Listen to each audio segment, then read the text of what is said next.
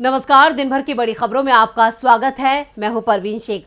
आज इस बुलेटिन में बात होगी लंदन से मोदी सरकार पर राहुल के नए वार की, सीबीआई के निशाने पर लालू यादव के परिवार की, बात करेंगे अडानी ग्रुप को लेकर हुए नए खुलासे की, कर्नाटक में बैकफुट पर आई बीजेपी की, जानेंगे कैसे इस बार नागालैंड में विपक्ष हुआ शून्य, मनीष सिसोदिया के चलते क्यों बैकफुट पर आई आप, और बुलेटिन के आखिर में बात होगी 31 मार्च से होने वाले बड़े बदलावों की। लेकिन तमाम बड़ी खबरों से पहले एक नजर सुर्खियों पर।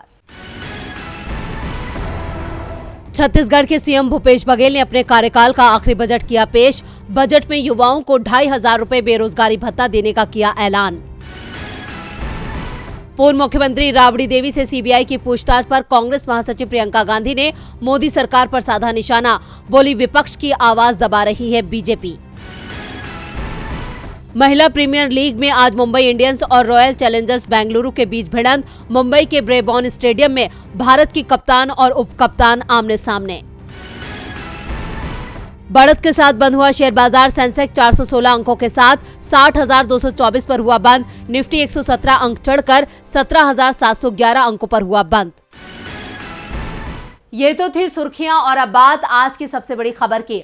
राहुल गांधी की देश और दुनिया में बढ़ती लोकप्रियता ने बीजेपी की चिंता बढ़ा दी है। प्रवासी भारतीयों के बीच राहुल का संबोधन अब तेजी से वायरल हो रहा है। अपने इस संबोधन में राहुल गांधी ने एक बार फिर मोदी सरकार को घेर लिया है, जिससे बीजेपी की बौखलाहट बढ़ गई है और बीजेपी नेता अनुराग ठाकुर ने राहुल को विवादों की आंधी करार दिया है। तो इस बार क्या कह गए राहुल गांधी, देखते हैं ये रिपोर्ट। राहुल गांधी ने ब्रिटेन में चीन का मुद्दा उठाते हुए मोदी सरकार को घेरा है। राहुल ने कहा कि संसद में विपक्ष को चीनी सैनिकों की भारत में घुसपैठ का मुद्दा उठाने की इजाजत नहीं है। राहुल ने लंदन के हाउंसलो में 1500 प्रवासी भारतीयों को संबोधित किया। उनका ये भाषण अब तेजी से सोशल मीडिया पर वायरल हो रहा है। प्रवासी भारतीयों को संबोधित करते हुए राहुल ने कहा, भारत में सरकार विपक्ष की अवधारणा को इजाजत नहीं देती है। यही चीज वहाँ की संसद में भी होती है। तथ्य यह है कि चीन हमारे इलाके में बैठा हुआ है और जब हम सवाल उठाते हैं तो हमें संसद में इसकी इजाजत नहीं दी जाती है। वास्तव में ये शर्मनाक है।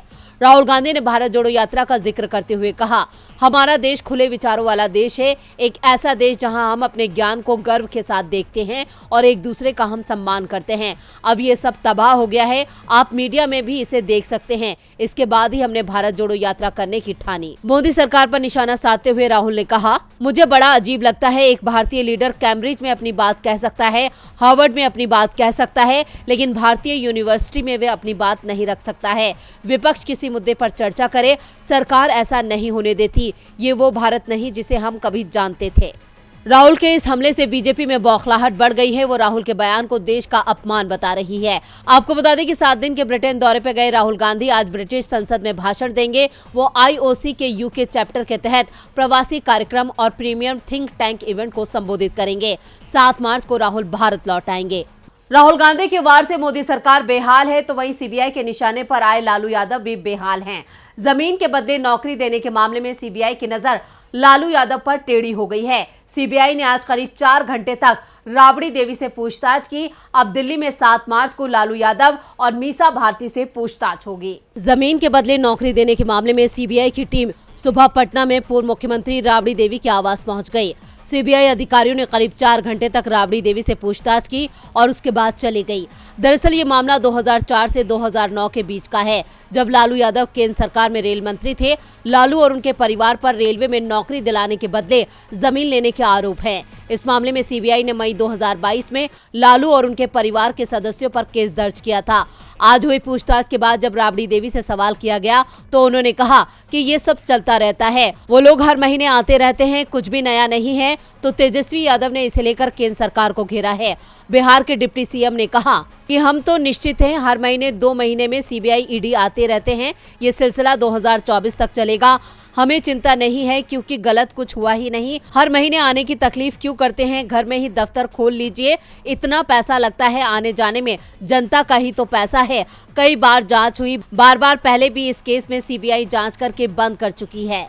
तेजस्वी ने कहा कि ये सब बिहार सरकार को गिराने के लिए चल रहा है। जिस दिन से हमारी महागठबंधन की सरकार बनी है, ये सिलसिला शुरू हो गया है। बीजेपी के साथ रहिएगा, हरीश चंद्र कहलाइएगा। बीजेपी से सवाल करेंगे तो इस तरह का काम होगा ही, कोई नई बात नहीं है। दूसरी ओर सीबीआई की ओर से लालू यादव को भी समन भेज दिया गया है। सीबीआई 7 मार्च को लालू यादव से पूछताछ करेगी। आरजेडी ने सीबीआई के इस एक्शन को मोदी सरकार की हताशा करार दिया है। हताशा तो इस वक्त गौतम अडानी को है। अडानी ग्रुप के शेयर में भले ही कुछ हद तक संभल गए हों, लेकिन कभी भी इनमें बड़ी गिरावट हो सकती है। अडानी ग्रुप की मुश्किलें अभी खत्म नहीं हुई हैं। हिंडनबर्ग की रिपोर्ट आने के बाद से अडानी ग्रुप की संपत्ति आधी से भी कम रह गई है। अर्श से फर्श पर आए अडानी ग्रुप को लेकर एक और बड़ा खुलासा हुआ है। अडानी ग्रुप के पावर प्लांट पर संपत्ति से ज्यादा कर्ज है। क्या है पूरी खबर, देखते हैं ये रिपोर्ट। 24 जनवरी को आई हिंडनबर्ग रिपोर्ट ने देश से लेकर दुनिया भर में हंगामा मचा दिया है। हिंडनबर्ग की रिपोर्ट से अडानी ग्रुप को लगातार झटके पर झटके लग रहे हैं। अब जो खबर आ रही है उसके मुताबिक अडानी ग्रुप के मुद्रा पावर प्लांट पर भारी कर्ज है। इस पावर प्लांट पर संपत्ति की तुलना में देनदारियां ज्यादा हैं और ये 1.8 अरब डॉलर के नुकसान में है। हालांकि ग्रुप ने मुद्रा प्लांट के घाटे को कम करने और निवेशकों को आश्वस्त करने के लिए 1 अरब डॉलर से अधिक क्रिएटिव डेट फाइनेंस का इंतजाम किया है। ये जानकारियां ब्लूमबर्ग की एक रिपोर्ट में दी गई हैं। हालांकि ब्लूमबर्ग से ना तो अडानी पावर लिमिटेड के ऑडिटर और न ही अकाउंटिंग एक्सपर्ट बात कर रहे हैं। हिंडनबर्ग रिपोर्ट में गौतम अडानी ग्रुप पर भारी कर्ज को लेकर कई तरह के सवाल खड़े किए गए हैं। हालांकि ग्रुप ने आरोपों को सिरे से खारिज कर दिया है। हिंडनबर्ग के आरोपों के बीच गौतम अडानी के नेतृत्व वाली ग्रुप की सूचीबद्ध कंपनियों के शेयरों में बड़ी गिरावट आई और 153 बिलियन डॉलर से अधिक का नुकसान हुआ।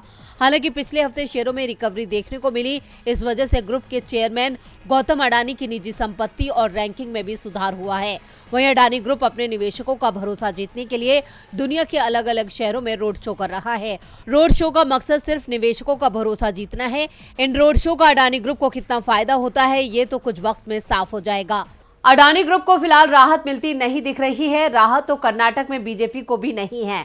कर्नाटक में जल्द ही विधानसभा चुनाव का बिगुल बजने वाला है। इन चुनावों को लेकर राजनीतिक दलों ने अपनी पूरी ताकत झोंक दी है। बीजेपी एक बार फिर सत्ता पर काबिज होना चाहती है, लेकिन इस बार उसके अरमानों पर पानी फिर सकता है। इसकी वजह है उसके खुद के विधायक, जिनकी घपलेबाजी को लेकर कांग्रेस ने बीजेपी को घेर लिया है। कर्नाटक में पे सीएम विवाद के बाद पे एमएलए को लेकर सियासत गर्मा गई है। जब से बीजेपी विधायक मदल विरूपाक्षप्पा के पास से 8 करोड़ रुपए मिलने की बात सामने आई है, तब से कांग्रेस सत्तारूढ़ पार्टी पर हमलावर है।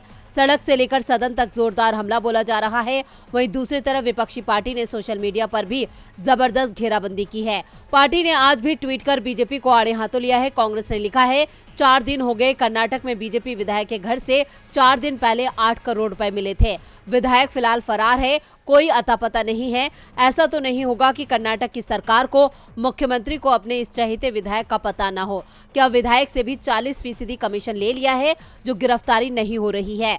कांग्रेस ने ये निशाना पे एमएलए वाले मामले पर साधा है। दरअसल लोक आयुक्त की एंटी करप्शन विंग ने बीजेपी विधायक विरूपाक्षप्पा के आवास पर छापा मारा था और करीब 8 करोड़ रुपए नकद जब्त किए थे। इससे पहले लोक आयुक्त ने विधायक मदल विरूपाक्षप्पा के बेटे को 40 लाख रुपए की रिश्वत लेते हुए गिरफ्तार किया था। लोक आयुक्त की रेड में विधायक मदल विरूपाक्षप्पा के आवास से 6 करोड़ रुपए कैश बरामद हुआ। इसके अलावा विधायक के बेटे प्रशांत मंडल के कार्यालय से 1 करोड़ 70 लाख रुपए कैश बरामद हुआ। अब लोक आयुक्त कार्यालय की ओर से विधायक से भी पूछताछ के लिए समन जारी किया जा सकता है। इस घटनाक्रम के बाद कांग्रेस राज्य की बीजेपी सरकार पर हमलावर है। कर्नाटक कांग्रेस ने पे एमएलए अभियान शुरू किया है। इस अभियान में बोम्मई सरकार को घेरा जा रहा है और सवाल उठाए जा रहे हैं। विपक्ष के यही सवाल बीजेपी को अब की बार सत्ता से दूर कर सकते हैं। कर्नाटक में कांग्रेस फ्रंट फुट पर है, जिससे बीजेपी की चिंता बढ़ गई है। तो वहीं नागालैंड में सरकार बनने से पहले ही बीजेपी गठबंधन फ्रंट फुट पर है। नागालैंड नेशनल डेमोक्रेटिक पार्टी एक बार फिर राज्य में सबसे बड़ी पार्टी बनकर उभरी है और सरकार बना रही है। राष्ट्रीय कांग्रेस पार्टी और जनता दल यूनाइटेड सहित राज्य के दूसरे सभी दलों ने बिना शर्त के एनडीपीपी गठबंधन को समर्थन देने का ऐलान कर दिया है। ऐसा पहली बार हुआ है जब नागालैंड विधानसभा चुनाव में इतने सारे दलों की जीत हुई है। लेकिन सबसे ज्यादा हैरान करने वाली बात यह है कि इस बार भी सरकार बिना विपक्ष के चलेगी। नागालैंड विधानसभा में एक बार फिर से विपक्ष की भूमिका शून्य होगी। देश में नागालैंड ही ऐसा पहला राज्य है जहां सभी पार्टियों ने मिलजुल कर सरकार बनाई, यानी सरकार के कामकाज पर सवाल उठाने वाला कोई नहीं है। सरकार अपनी मर्जी की मालिक है। चुनाव में बहुमत हासिल करने वाली एनडीपीपी बीजेपी गठबंधन को चुनाव जीतने वाले लगभग सभी दलों ने बिना शर्त समर्थन दे दिया है। 2018 में राज्य में एनडीपीपी बीजेपी गठबंधन की सरकार बनी थी। 3 साल बाद सितंबर 2021 में नागालैंड में फिर सर्वदलीय सरकार बन गई। सभी पार्टियां जिनकी उपस्थिति नागालैंड विधानसभा में थी वो सरकार का हिस्सा बन गई, लेकिन इस बार शुरुआत से ही सर्वदलीय सरकार सत्ता संभाल रही है। इस बार नागालैंड में एनडीपीपी को 25, बीजेपी को 12 सीटों पर जीत मिली थी। इन दोनों पार्टियों ने चुनाव से पहले ही गठबंधन कर लिया था। एनसीपी तीसरी सबसे बड़ी पार्टी बनकर उभरी थी। इनके 7 सदस्यों ने चुनाव में जीत हासिल की थी। इसके अलावा एनपीपी के 4 निर्दलीय प्रत्याशियों ने जीत हासिल की थी। Lok Janshakti Party, Ramvilas, NPF, Republican Party of India के 2 सदस्यों ने जीत हासिल की थी। जेडीयू के टिकट पर एक प्रत्याशी ने जीत हासिल की थी। ये पहली बार है जब इतने सारे राजनीतिक दलों के उम्मीदवारों ने चुनाव में जीत हासिल की हो। एनडीपीपी बीजेपी गठबंधन को लगभग सभी दलों ने बिना शर्त समर्थन दिया है। ये पहली बार नहीं है जब नागालैंड में बिना विपक्ष वाली सरकार बनी है। इसके पहले 2015 और 2021 में ये हो चुका है। हालांकि ये पहली ऐसी विधानसभा होगी जो सदन के शपथ लेने से पहले ही विपक्ष रहित होने वाली है। नागालैंड में सरकार को घेरने वाला विपक्ष नहीं है, लेकिन दिल्ली में आम आदमी पार्टी को विपक्ष ने पूरी तरह से घेर लिया है। मनीष सिसोदिया को आज सीबीआई ने राउज एवेन्यू कोर्ट में पेश किया। सीबीआई ने कोर्ट से सिसोदिया की रिमांड नहीं मांगी और कहा कि भविष्य में जरूरत पड़ती है तो वो सिसोदिया की रिमांड की मांग करेंगे। इसके बाद कोर्ट ने सिसोदिया को 14 दिन की न्यायिक हिरासत में भेज दिया। सिसोदिया के जेल जाने के बाद अब केजरीवाल सरकार मुश्किल में फंसी दिख रही है। कांग्रेस और बीजेपी दोनों ने ही उसे घेर लिया है। दिल्ली के पूर्व deputy CM Manish Sisodia Tihar jail भेज दिए गए हैं। कोर्ट ने उन्हें 14 दिन की न्यायिक हिरासत में भेज दिया है। सिसोदिया को आबकारी कानून में हुई गड़बड़ी के चलते सीबीआई ने 26 फरवरी को गिरफ्तार किया था। सीबीआई ने पहले 5 दिन और फिर 2 दिन सिसोदिया को रिमांड पर लेकर पूछताछ की। सिसोदिया के जेल जाने से आप मुसीबत में फंसती दिख रही है। कांग्रेस और बीजेपी ने उसकी घेराबंदी कर दी है। पहले से ही दिल्ली सरकार के पूर्व मंत्री सत्येंद्र जैन जेल में बंद हैं और अब सिसोदिया भी उसी जेल में पहुंच गए हैं। दिल्ली में जगह जगह कांग्रेस की ओर से पोस्टर लगाए गए हैं। पोस्टर में केजरीवाल का बयान लिखा गया है। लिखा है, जो भ्रष्टाचारी है वही देशद्रोही है। पोस्टर में मनीष सिसोदिया और सत्येंद्र जैन को जेल की काल कोठरी में बंद दिखाया गया है। बीजेपी ने भी अपने पोस्टर में सिसोदिया पर निशाना साधते हुए उन्हें कट्टर बेईमान बताया है। इस बीच सिसोदिया के इस्तीफे के चलते मंत्री पद के करीब पहुंचे सौरभ भारद्वाज का एक वीडियो वायरल हो रहा है, जो केजरीवाल की परेशानी को और बढ़ा रहा है। वायरल वीडियो में सौरभ भारद्वाज कह रहे हैं कि जेल जाने में कोई परेशानी नहीं है, वहां भी ऐश आराम मिलता है। दिल्ली कांग्रेस के अध्यक्ष चौधरी अनिल कुमार ने कहा है कि जिस विधायक को मंत्री बनाने की सिफारिश केजरीवाल ने की है, उसी ने दिल्ली सरकार के अधीन जेल में सत्ता के दुरुपयोग करने की पोल खोल दी है। सौरभ भारद्वाज का बयान ही साबित कर रहा है कि किस कदर केजरीवाल सरकार सत्ता का दुरुपयोग कर रही है। इस बीच सिसोदिया की गिरफ्तारी के बाद स्कूल में सिसोदिया के समर्थन में लगाए गए पोस्टर भी आपकी परेशानी बढ़ाते दिख रहे हैं। बीजेपी और कांग्रेस ने इसे सरकारी धन का दुरुपयोग बताया है और जो खर्चा हुआ है उसे आपसे वसूलने की मांग की है। और बुलेटिन के आखिर में बात 31 मार्च से होने वाले बड़े बदलावों की। इस बार 31 मार्च कई मायनों में काफी खास है। 31 मार्च से पहले आपको कई काम करने हैं और जो नहीं किए हैं तो आपकी तकलीफें बढ़ सकती हैं।